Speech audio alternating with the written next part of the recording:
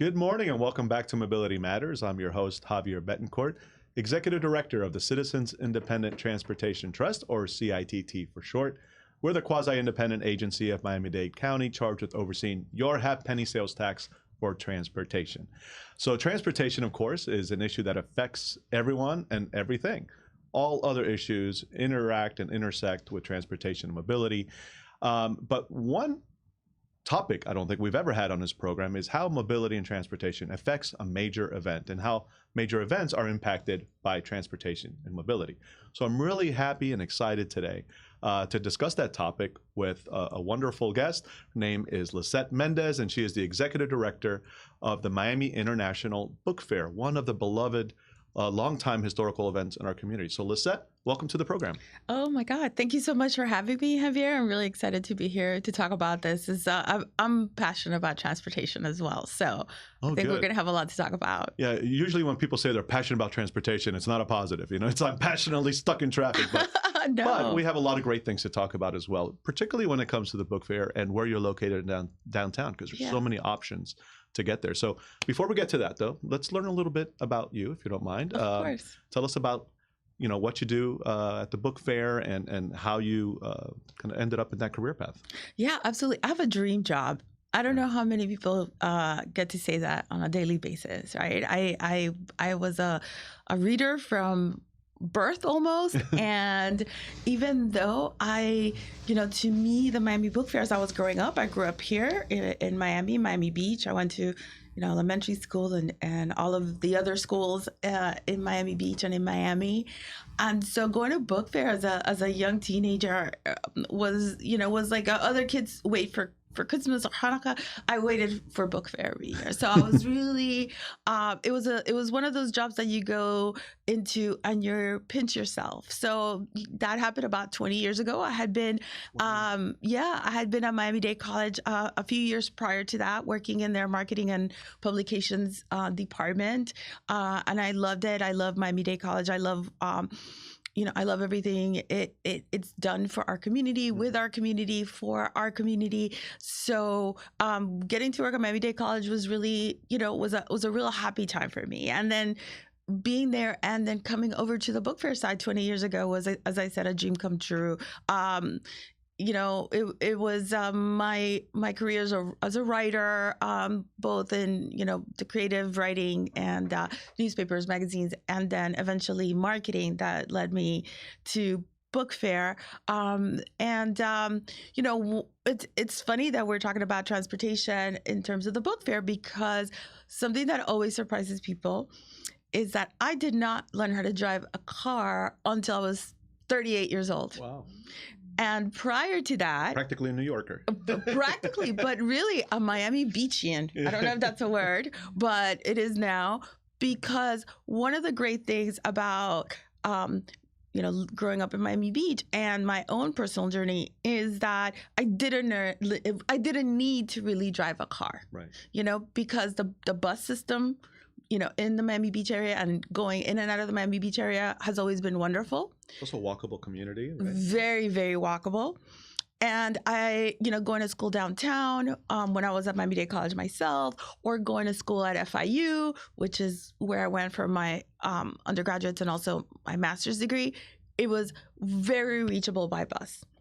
It helped that I like to read, because yes, we all know that public transportation sometimes can take a little bit longer, depending on where you're going or whatnot, than driving your own car. Again, depending on where you're going. So, it kind of feels very natural to be having this conversation with you about the Miami Book Fair, which takes place in downtown Miami, which I think Miami-Dade College, where it was founded, in 1984, there was a real... there was a lot of foresight in creating a festival of this kind in the downtown area, which, all of us, longtime Miami residents, remember as being an area that maybe was a little bit economically depressed. Maybe folks didn't really want to be there or go there to do their entertainment activities, and that really started changing in the 80s when I was a student and in high school, and and it was so accessible by transportation even then, right? And I think that was kind of the vision of the college at the time, and the folks that really, came together to found the book fair, that downtown was this really underutilized area that could really serve as a meeting point for all of the people in Miami-Dade County, and even outside Miami-Dade County, to come and enjoy, things like the Miami Book Fair. And of course, we know that since 1984, there's been, so many other great events that have been started or that take place, or, the Arch Center, for example, that is also in downtown Miami. And well, now we know all of the real estate and everything that comes along with it, restaurants, nightclubs, etc. So, and one of the reasons that I believe that it was founded there was because of the ease of traveling into the downtown Miami. I think a lot of people have a misconception about traveling into downtown Miami, right? We live out in these different neighborhoods where we know getting in our car and thinking of going from South Dade, let's say, all the way to downtown, we're like, oh my God, that's going to take forever. But really, it's so easy, right? It's the most accessible place in the state of Florida. No one else is connected by transit nearly as much as downtown Miami. I love to know. I love that you're telling me that. I didn't know that. I do know it is very easy to get to from places around Miami-Dade County. Yeah.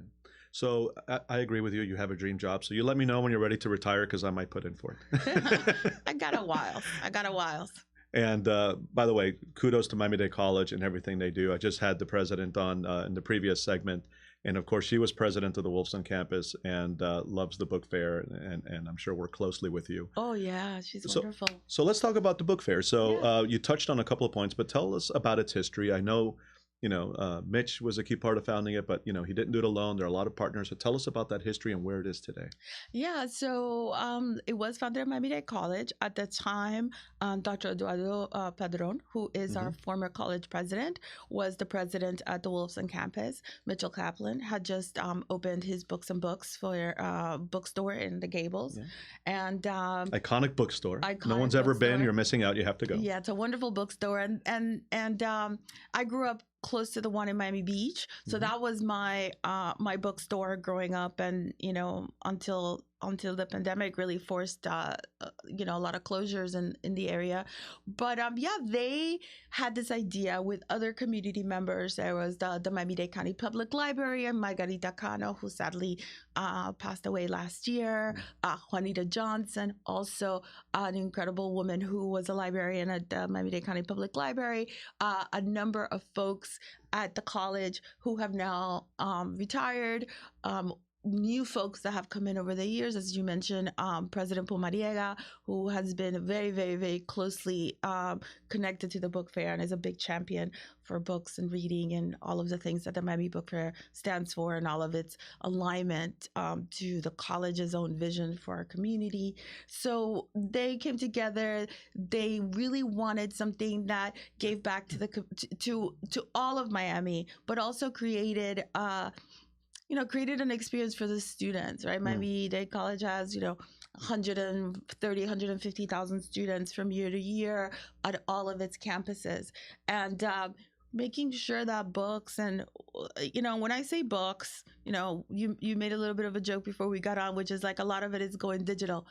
Yeah, but so has music, and we're still paying $1,500 a pop for Taylor Swift concerts, right? By the way, I still prefer a hard copy book. I mean, I'm old-fashioned that way. I am a reader of anything. Is it a phone? Is it an iPad? Is it a Kindle? Is it a XYZ device? Is it the paper? I listen to a lot of books, also while taking, whether it's public or private transport. So reading for me is not attached to its conveyance, its form of conveyance.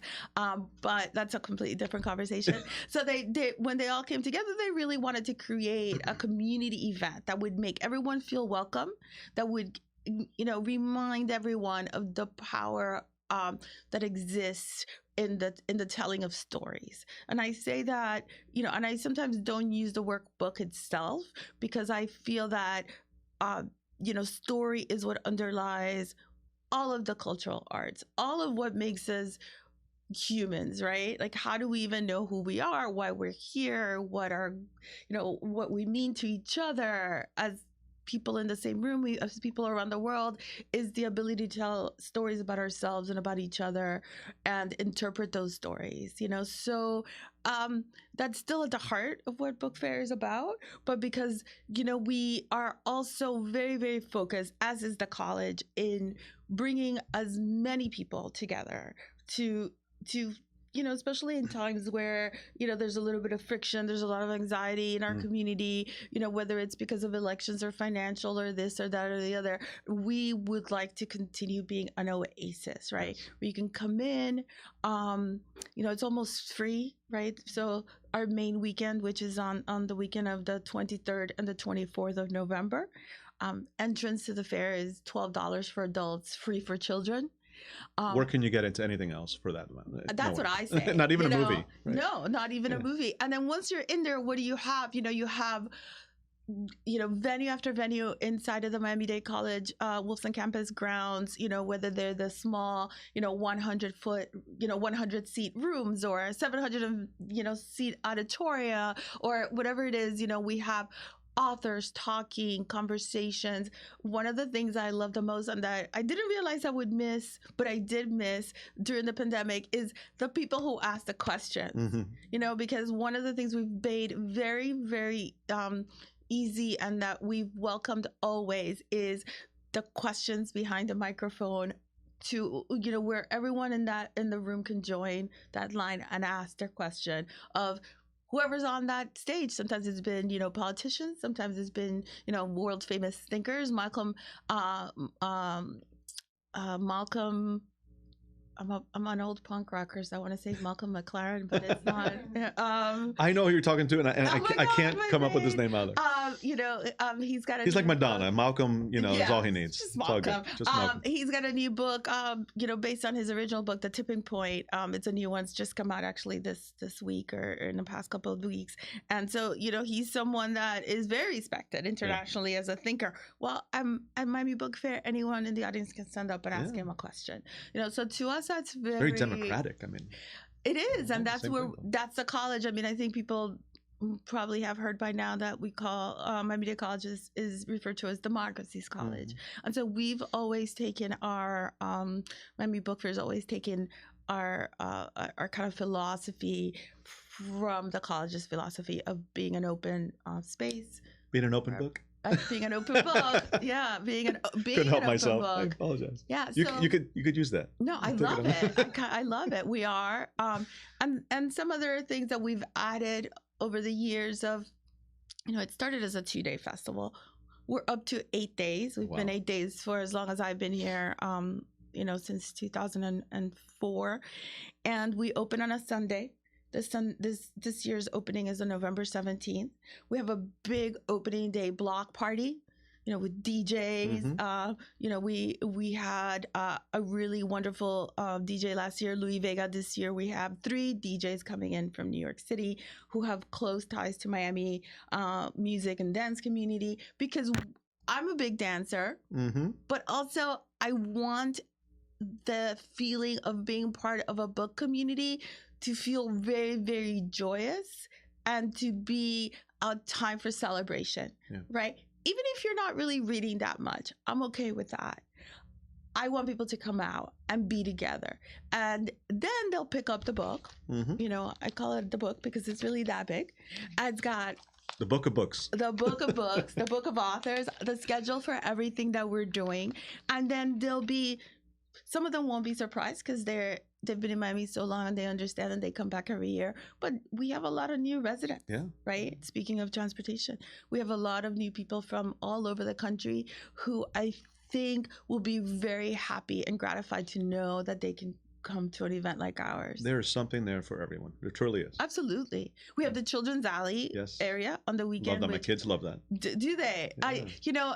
I love meeting folks that are like in the generation after mine, like my own children, or, some that are a little bit older who've grown up going to the book fair. I mean, it's 41 years this year. Yeah. So, someone who was born, who's 41, 42, 43, 45 years old, 50 for God's sake, started going to the book fair as children on field trips. On a lot of people don't know that on the Friday of book fair, which this year falls on the 22nd, entrance is free, and we concentrate that day on books for children, young, teenagers and high school students. So they come on field trip from schools all over Miami-Dade County. 8,000 children come on field trip. Wow. During the pandemic, of course, we couldn't do that. We put everything online, and 10,000 children watched online, from our with our partnership with Dade County Public Schools, which is a partnership that precedes my time there and that is very special to us. So, then we have Saturday and Sunday all day long. Again, authors in every room, whether it's romance or, mysteries, I like to emphasize the entertainment aspect of books and reading a lot, because I think everyone knows you could learn a lot, right? You could, I saw a book. I think I see Abraham Lincoln back there. So, yes, you could pick up a book and learn your American history, learn your world history, on those kind of like serious, heavy topics.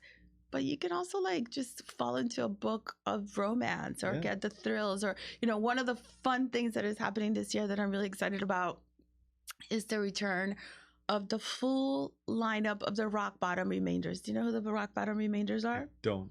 I have to confess. I'm sorry. I know. So a lot of people don't know because they haven't been gotten together a really long time. The Rock Bottom Remainders are a band made up of authors. Oh, wow. And one of those authors is Stephen King, which a lot of people don't realize. Another one of those authors is our very own Dave Barry. Wow. And some really big bestsellers like Scott Turow, Amy Tan, Roy Blount Jr. I could go on because they are going to be on the stage this year. That is so cool. There's 12 of them. All of those writers that are, American classics, contemporary classics, I guess we could say. And they're all going to be on stage playing instruments and singing. And they're like a classic rock tribute band. And so they're coming back. There were more. That is so neat. There were. By the way, ask them if they need a bongo player. I'm happy to join in. You know what? I have an idea for you. Take the bus and the train downtown on Saturday afternoon. They actually will go. They'll be doing a talk about their life, their books, their writing, on why they became this sort of very well known. Not so much now, but some years back. Rock band of authors. And they're going to be on the stage at 2:30 p.m. to talk about it. And then they're going to be on our music stage, which we have a music stage that runs all 3 days of the street fair with bands from, and DJs from 10 o'clock in the morning till 7 p.m. And on the Saturday at 7 p.m. will be the Rock Bottom Remainders. And if you're worried about the crowds, we're in the, you can take your car or a bus to any train station, right? Metro rail station, Miami-Dade County, and for a couple of dollars or free, depending on your particular status, you can take a train that will take the most from any part of Miami-Dade County about 20 minutes to Government Station. Government Station, you jump on the Metro mover to either you want to get to Inner Loop. Thank you. We'll save them time, trust me. Well, or you can see all of Miami. If you want a tour, you're absolutely right. I've enjoyed getting lost on the Metro Mover, I have to say, over the years. So that's one of, I like getting lost a little bit sometimes because you never know what you're going to And you can't get totally lost because no matter what you do, it will take you there. Yes, it will. And also, there's great signage. Yeah. And, there's the voiceover that tells you what's coming, where they're going. There's great security. No. I don't think people, I think that's another myth, that downtown is not safe or that the trains are not safe. Hardly. Absolutely. Perfectly safe. Perfectly safe. As I mentioned, I took buses and trains from the age of 13 through the age of 38 until my second child was born. And it became a little more difficult to meet all of my meeting schedule, for my job, to like take both kids to preschool and then go make it to my office on time and then pick, but I still, when, sometimes I just do still take the bus from my house in Miami Beach to the college, in downtown. And when I travel, I always take public transport wherever I am, because it's like, oh, are you kidding me? It's time for me. It's time to read, which is, very hard to find, Sure. Especially this time of year, as much as I do read for work. This time of year is like long hours. So, it's easy. It's really easy. We also are partnering with Freebie, to have free rides. And those are those on-demand rides, almost like an Uber or Lyft, but it's free. But it's free, and there's an app. So once you get to downtown, you pull up the app. It picks you up where you are, and it takes you to the fair. Yeah. So that's great. Even if you have like phobia of heights or something and don't want to get on the metro mover or the Freebie downtown will take you straight to the fair. If you're living points north, which I could not be happier, when the train, between the bright line between, Aventura and West Palm and, all those areas. I mean, I could not be happier when that happened, because it's like luxury travel. Yeah. And where the Bright Line station is in downtown Miami, which is on 6th Street, you can, maybe walk 5 blocks and you're in the middle of the fair. It's an easy walk. There's also a Metro Mover station, or you could pick up Freebie, right? So you have all these options. And by the way, not only Bright Line, but now you also have Tri-Rail coming into downtown. So so many ways to get to the book fair and back, right? Bright Line, Tri-Rail, Metro Mover, Freebie. And then, of course, there's the City of Miami Trolley, right? Yes. Which is an extensive system, and that's also fare free. So you name it, there are options. And if you insist on driving, there's plenty of parking too. That's what I was going to say. I love the trolley to get to Coral Gables from downtown. It's very easy, and it, again, gives me reading time and saves me having to, sometimes I work, as I said, emails and things. But I would also encourage people to check out their bus routes. Yes, I'm sorry, Miami-Dade Transit buses, of course. Yes. I think sometimes there's a misconception that the buses take a really long time to get to where you are and all of that. But, we're like in 2024. We have apps now. Okay, let me not take you back to when I was in college in like 1994, where the big paper. Where it was like, okay, well, we're just gonna sit here and hope, because we're not sure. But now with the app, you know exactly when your bus is gonna get there. You could time it, to leave your house, 5 minutes before, what have you. All the buses are new. They're clean. They're safe. They're air conditioned. Wi-Fi on. So if you're reading, off of a device, you have it. Yeah. And particularly for the weekend events, no traffic, so you're not going to get stuck in that. No, and they do have fast lane buses, depending on where you're coming from. So I was happy to come out and talk to you because of my affinity for public transport. And of course, I want to see it get better. Who doesn't? I want to see traffic alleviated. Who doesn't? I do have to take my car places, often. I do drive a hybrid, right? Yeah. I've always driven old cars because, again, I didn't want to continue to put, extra harmful chemicals or whatever into the atmosphere. And I think that's one thing that maybe we don't think about as much when we're taking the bus, that it's not just alleviating that kind of stressful traffic time for us, that gives us that extra free time to text our friends or read a book or, listen to music or whatever. Now we have ear pods, okay? Back in the day, we had to we had to go on the bus with our boom boxes. Do you remember that? It was a party. Yeah, it was it often was. I think you were saying it's environmentally sustainable. It's environmentally so much better. better in many ways. And And I know that's a focus of the book fair as well, right? You have a lot of authors and a lot of talks kind of centered around sustainability and environmentalism. Yeah, we have a little bit of everything, Yeah. and that's always been our goal. We don't want to get to the point where we're like, this is all it's all like very serious and Mhm. and we things to worry about, but we do, right? So we do have a couple of authors who are talking about climate and what's happening around the world. We do have a lot of authors on technology, whether it's AI and the rise of AI and how it's being used and why it's being used. We have a wonderful Dr. Joy Bulamwani, who is from Harvard. She's the head of the Harvard Media Lab, who's talking about AI and what it means for us as humans, which I think, when we think about transportation, already there's driverless taxis, Absolutely. driverless Absolutely. technology Mhm. in San Francisco. Mhm. And, I was just listening to a podcast, I don't know, maybe a few weeks back about driverless trucks Yeah. for industry.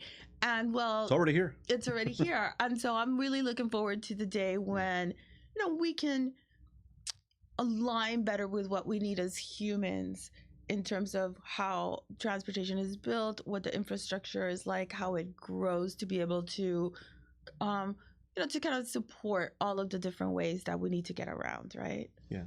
So listen, we're running out of time, but I did want to add one last thing. So in addition to my role at the CITT, I'm also the chair of the New World Center Committee, which is a committee of the Greater Miami Chamber of Commerce. Yeah. Really proud to serve in that role. And I'm also proud to announce that we have an annual award called the Alva Chapman Award after the former publisher of the Miami Herald. And we recognize, key people and institutions who have done amazing things for downtown. And I'm proud to say that this year we are awarding the Organization Award to the Miami International Book Fair. So well deserved. You should have gotten it years ago. So, but I'm happy that we didn't give it 2 years ago so that I can be the one to give it to you. Yes, I'm so excited. It makes me really proud to be part of an organization that has created so much space for people in downtown Miami. And I'm just grateful and I think it's wonderful to be to have an organization like ours acknowledged in the public square in that way. Because the more people know about what we do and how we do it and why we do it and the college's role in doing it, I think the more engagement and the happier our community is going to be. Yeah, it's a beloved institution, an event, and really, as you said earlier, we need opportunities to bring people together. Yes. And at a time of such divisiveness. So everyone's going to come. We're going to have a great time. We're going to dance. Yes. I'm going to play the bongos, and we're all going to read lots of books. Yes, or at least dance. And by the way, please let the audience know where they can visit your website for more information on the event. Yeah, absolutely. So it's miamibookfair.com and Miami Book Fair on all the social networks from, TikTok, X, Facebook, Instagram, all of them. And you can also pick up the fair guide if you're like a paper reader. We have them at all the Miami-Dade College campuses, at Books and Books locations. You could go on our website and download it as a PDF if you like, looking through pages like I do, or you can just go through the schedule, put in, whatever your interests are, or an author who is coming, or who you might want to see. There's like a whole list of them. We have about 600 authors in English, Spanish, Creole, and music again, and children's activities, and lots of food. Lots of food. I forgot to say that we're partnered with Talk about things that bring Miamians together. I know. Lots of delicious food. So that's wonderful. So listen, be there. It's going to be a lot of fun. It's cheap. It's easy to get to. And, go shoulder to shoulder with your neighbors and our community at large. Let's come together and celebrate literature and books and knowledge and each other. Absolutely. Well said. We'll end it there. Folks, thanks for joining us here on Mobility Matters. You can catch us here every other Thursday from 9 to 10 a.m. We have a slate of wonderful guests in the near future, so please stay tuned. And if you'd like to learn more about us at the CITT, visit our website, miamidade.gov/CITT.